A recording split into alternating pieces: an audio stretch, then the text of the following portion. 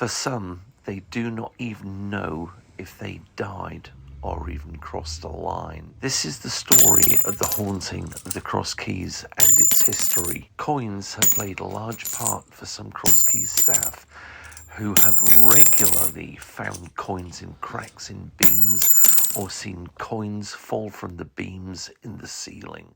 Nobody knows the true and real history of the Cross Keys.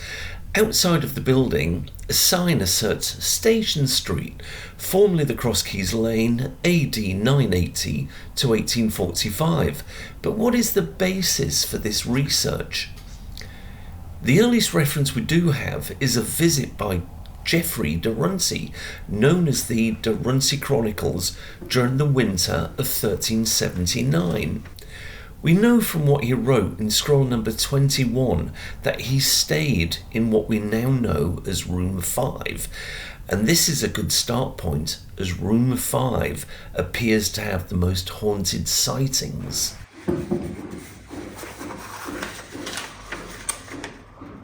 In Chatteris, I was forced to stay at a disreputable inn, displaying in its walls the signs of Peter and Paul. A fire of great warmth burnt in the inn, and my room had a view over the church opposite. My bed was made of reeds and feathers, and I sneezed day and night for several hours. The ladies of the house, a many ascetic woman, assumed that I had caught a fever in the cold.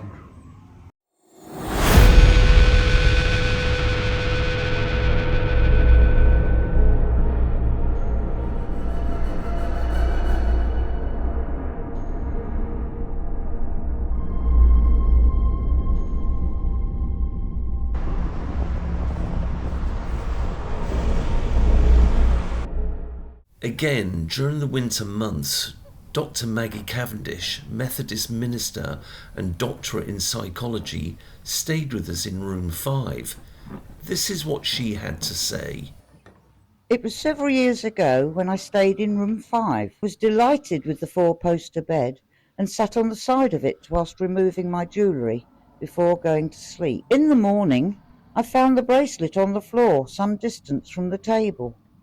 I couldn't have swiped it onto the floor without disturbing my watch and rings. Furthermore, my alarm clock and medication box were also on the table. I can think of no rational explanation for this either.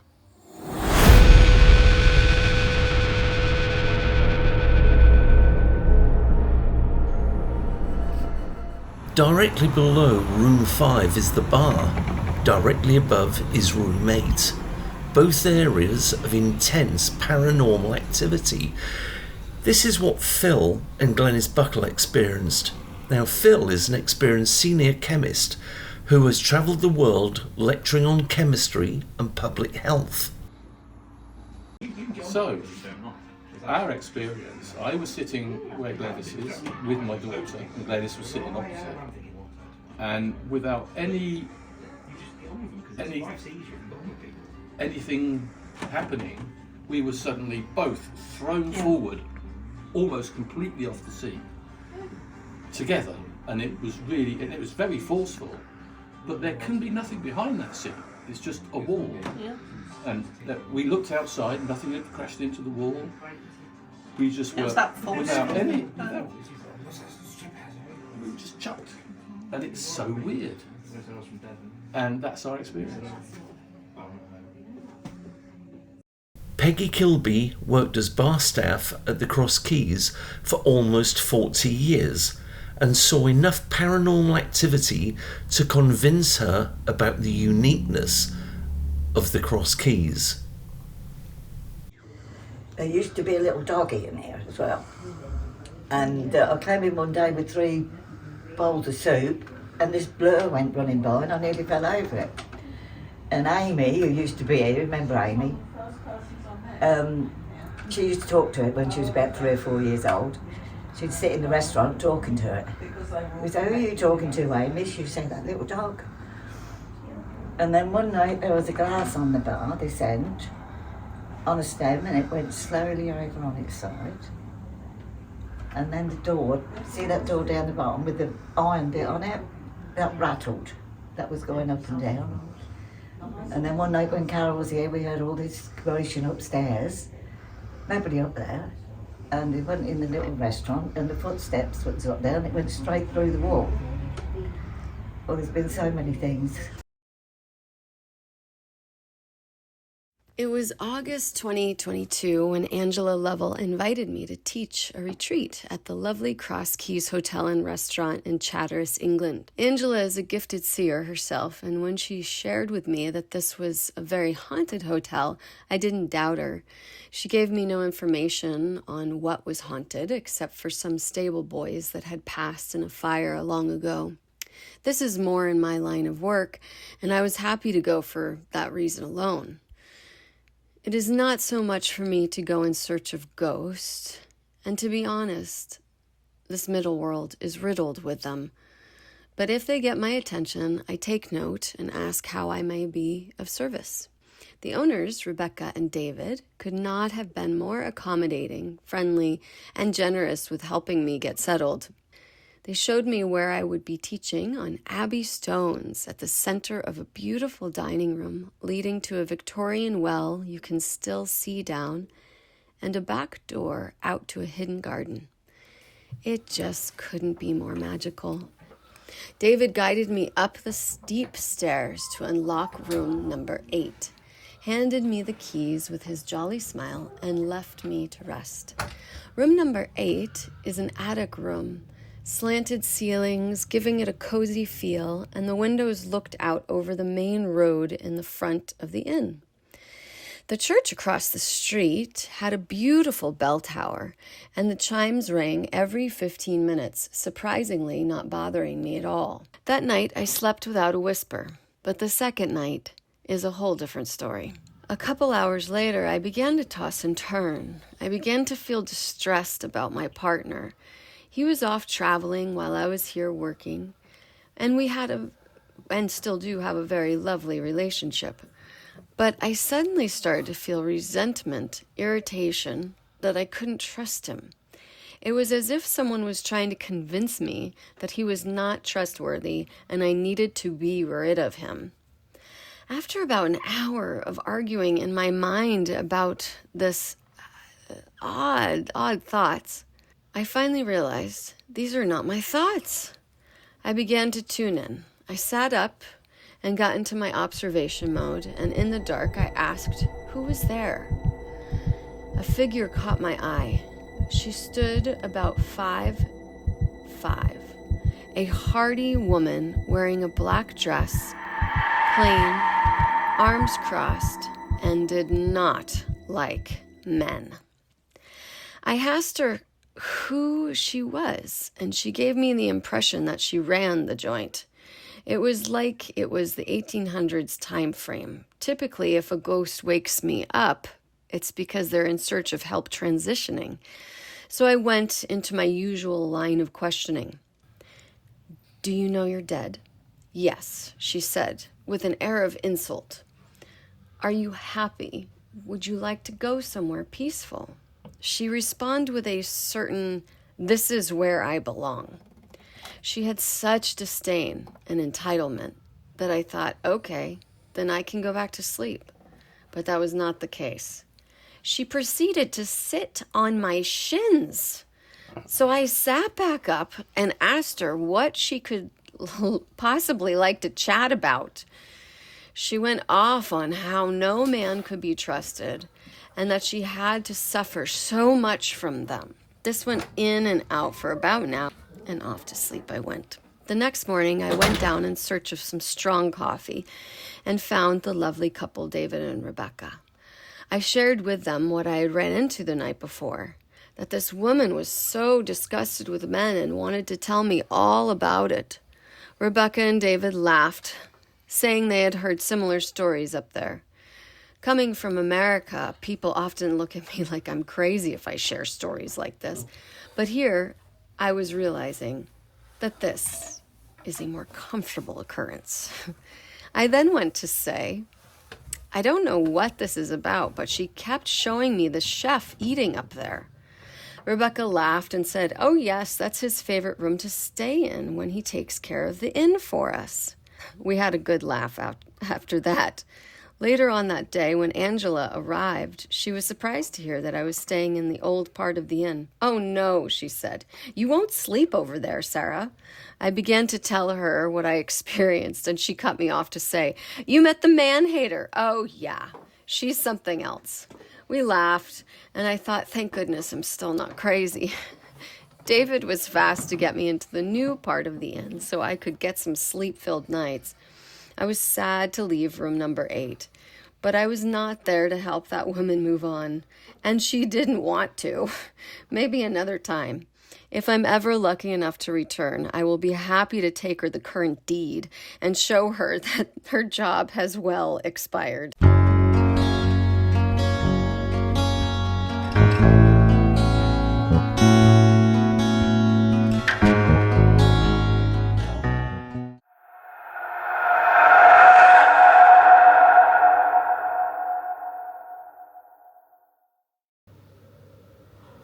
Already covered is the mysterious image of what appears to be the lady in dark clothing standing over the well in the function room. So it is time to look at 3 other convincing pieces of CCTV footage. The first is from Monday the 30th of November 2020 at around 7:48 p.m. The clip is 18 seconds long. It involves a trade waste bin of 1,100 litres, very heavy, put out onto Station Street. It was full, as you would expect, and placed there for collection on the Tuesday morning. There was no wind, if any, and we were first aware of it when we finished locking up the bar and hotel and left to go to our house at about 11 p.m. We walked across the car park and noticed the bin was in the middle of the road. Slightly outraged that it appears to be an act of mindless vandalism, we pushed it back to its usual spot and thought we would look at the CCTV the next morning. This is what we saw. Look closely, there is nobody behind the bin to push it. A car drives forward and past it. The headlights show no human limbs or human interdiction. The next piece of CCTV footage defies description. What appears to be a glass shelf broke. Okay, glass breaks, but not like this. The shelf was made of tempered glass, thick and solid. It has been in the same position for over 40 years and withstood electrical fire about 30 years ago. So how does a tempered glass shelf in situ for the 40 years suddenly break, and after midnight, after the bar and the hotel had been locked up, nobody was there? What you're looking at happened on Monday, the 14th of April 2025 at 0036, 25 to 1. And the pre-seed version is 11 seconds.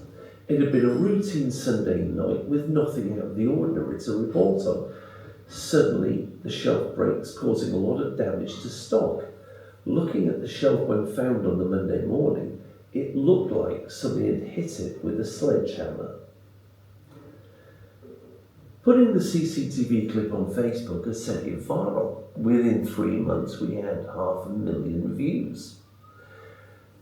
A third piece of CCTV footage worth looking at is the extraordinary amount of orbs seen flying around the function room. Again, the CCTV shows a Sunday evening, specifically the 12th of April 2020. Notifications and detections of movement sent the CCTV system into overdrive. And all we know, there was nobody there. It was a good reason to investigate. The CCTV footage, over its 1.5 minutes, gets more interesting towards the end. It looks like the formation of an outline or silhouette of a person forming above the well. But a well, 5 to 6 feet deep indoors? Once upon a time, what is now 12 and 14 Market Hill was another business entity. It was ran as a shop by a certain Elizabeth Angel, a very talented musician. She obtained real musical acknowledgement, with certificates awarded by the Royal Academy of Music and the Royal College of Music in 1911. The two certificates are still displayed on the wall of what was her living room, now preserved for historical authenticity.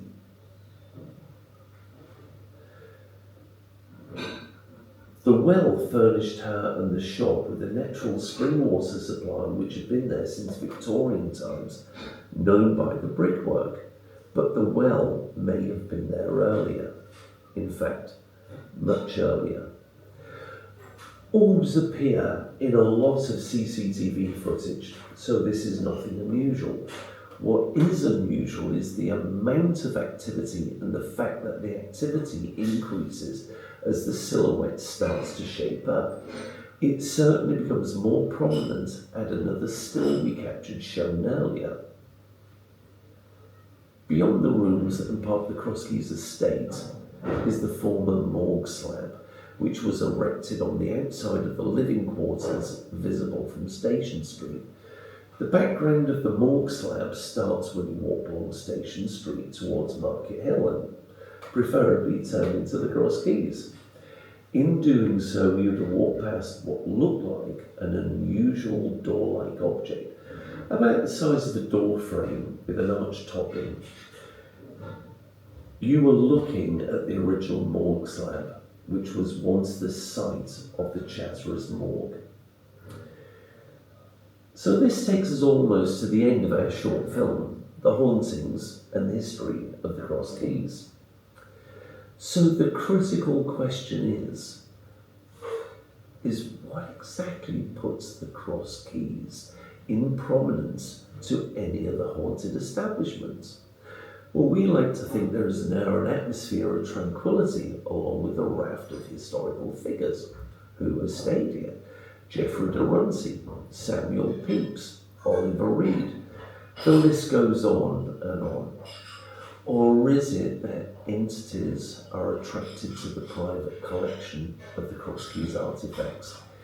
Here's a sneak view of some of the things housed here, and there is enough material, we believe, to create a sequel. Maybe. Thank you for watching. And if you like the film, please like and subscribe to our YouTube channel. Thank you for watching and sleep well.